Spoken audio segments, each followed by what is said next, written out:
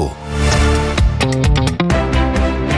La revue de presse d'Europe 1, Olivier Delagarde. Évidemment, tous les journaux ont les yeux rivés sur le Proche-Orient. On commence donc par une photo. Œil pour œil rendra le monde aveugle, disait Gandhi. Et depuis 3 jours, la presse assiste sidérée à l'escalade au Proche-Orient. Alors il y a cette photo qui représente Téhéran sous les flammes.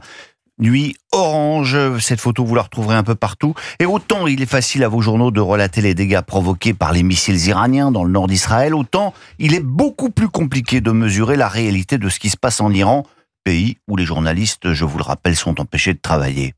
Delphine Minoui est aujourd'hui correspondante du Figaro en Turquie. Depuis 3 jours, elle communique avec ses nombreux contacts en Iran. Et son récit nous donne une petite idée de l'intensité des frappes israéliennes. La guerre est désormais totale, lui raconte un de ses correspondants. Après les sites nucléaires et militaires, ce sont les ressources économiques du pays qui sont désormais ciblées. Selon le Wall Street Journal, Israël aurait fait rentrer clandestinement armes et drones sur le territoire iranien et des commandos seraient même parvenus à désactiver certains systèmes de défense des aéroports et bases militaires. Compliqué donc d'avoir des infos recoupées et vérifiées à 100%, mais ce que décrivent les correspondants joints par Delphine Minoui, c'est un état de panique chez les dirigeants du régime. Une alerte de niveau rouge a été envoyée hier aux membres de différentes instances gouvernementales et militaires, les invitant à quitter les zones visées par les Israéliens. Il est conseillé de quitter la ville par le sud, précisait le message reçu par les officiels à Téhéran. Et puis se greffent toutes sortes de rumeurs évoquant la fuite des hauts dignitaires à bord d'avions qui auraient reçu la permission de décoller. Voilà pour la situation sur place. Pour essayer de prendre un peu de hauteur maintenant, beaucoup de choses à lire dans vos journaux. Ne manquez pas notamment la chronique de Dominique Moïsi dans Les Échos. Depuis la Seconde Guerre d'Irak en 2003 et les printemps arabes, Téhéran était devenue la grande et la seule puissance de la région face à Israël, explique-t-il. Elle est aujourd'hui le grand vaincu.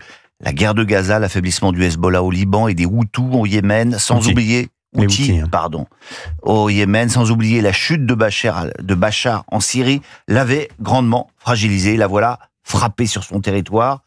De son côté, Israël, qui était de plus en plus isolé à Gaza, ne l'est pas face à l'Iran.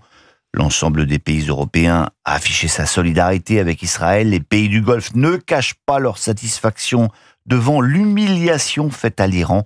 Benjamin Netanyahou enregistre dans son pays un regain de popularité et Dominique Moïsi de s'interroger « Et si le régime des Mollahs disparaissait avant le gouvernement de Netanyahou ?» Un retour en France avec l'actualité politique. Et la guerre picrocolline entre les deux gauches, puisque l'actualité se résume à cette petite phrase de Jérôme Guedj au congrès du PS. Écoutez.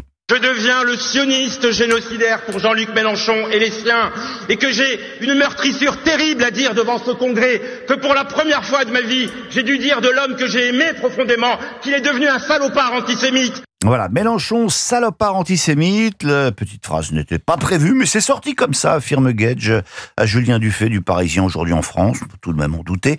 D'autant que si la violence de la saillie est inédite dans sa bouche, les critiques visant LFI ne sont pas nouvelles. Des critiques que reprend d'ailleurs à son compte le président du CRIF, Jonathan Arfi, qui accorde une longue interview au même journal. « J'apporte un soutien clair à Jérôme Guedj », déclare-t-il.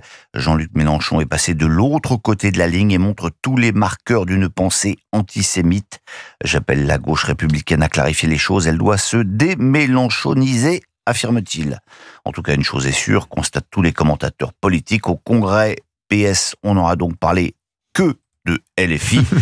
Comme un lapin pris dans les phares de l'autobus insoumis lancé vers 2027, écrit Antoine Oberdorf de l'Opinion, le Parti socialiste peine à avancer, encore étourdi par l'hégémonie culturelle de la gauche radicale. Un anniversaire également. Celui de Jean d'Ormesson, qui aurait eu 100 ans aujourd'hui. Pour l'occasion, sa veuve accorde une interview merveilleuse sur ce mari d'un autre siècle, qui était assurément un personnage de roman. Vous vous souvenez de son passage au Figaro ? Interroge Étienne de Montetti. Oui, ce fut la pire période de notre vie, répond-elle. Il rentrait très tard, quand les secrétaires m'appelaient parce qu'elle le cherchait, je ne savais pas plus qu'elle où il se trouvait.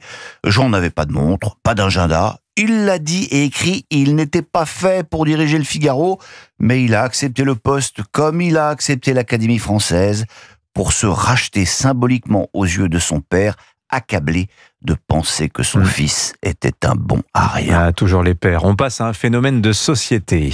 Alors imaginons qu'un soir vous n'avez pas le moral, Dimitri, vous avez besoin de parler à quelqu'un, qui est-ce que vous appelez? Mais vous, bien sûr, Olivier. Un vieux copain? Mais vous avez raison. Vous avez raison, mais vous n'êtes pas du tout dans la tendance du moment, mon cher Dimitri. Désormais, de plus en plus de gens se confient à ChatGPT. Ah oui, c'est vrai, j'ai vu ça. Il y a déjà eu pas mal d'articles sur ce phénomène dans la presse magazine, notamment dans Elle, parce qu'il faut bien le dire, ce sont beaucoup les femmes qui pratiquent. L'AFP publie un papier qui est pas mal repris ce matin par la presse régionale et même par la Libre Belgique. C'est l'histoire d'une multi-entrepreneuse bordelaise, mère de 4 enfants, qui, pour se décharger de ses problèmes, discute tous les jours avec l'intelligence artificielle. Ça devient un peu comme une drogue, déclare-t-elle. Pour moi, il fait mieux qu'un psy, dit-elle. Voilà, formidable société qui remplace la bonne copine par ChatGPT.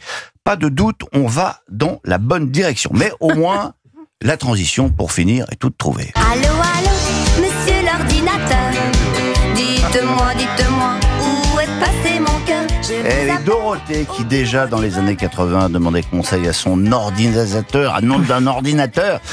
Mais c'était à l'époque pour rigoler. Alors pourquoi vous parlez de l'égérie de Récré à 2, de celle qui avec le Chocobéen a accompagné nos goûters? Eh bien parce qu'après 16 ans de silence, elle a annoncé son retour sur scène et visiblement tout le monde ne l'a pas oublié. Son concert est programmé le 4 avril prochain, les réservations ont été ouvertes, raconte Marie Poussel du Parisien, et tout a été vendu en 8 minutes. Waouh. Alors comment expliquer cet engouement? Nostalgie. Parce que ce n'est pas lui faire un affront que dire que c'est pas de la très très grande musique, Non. quand même. Eh bien, parce que c'est la bande-son de nos vies, résume un boomer. Elle nous a accompagnés toute nos enfances. Cela valait bien un petit coup de chapeau à monsieur l'ordinateur. Allô, monsieur l'ordinateur. Dites-moi. La revue de presse d'Europe 1, Olivier Delagarde, merci beaucoup. C'est la Olivier.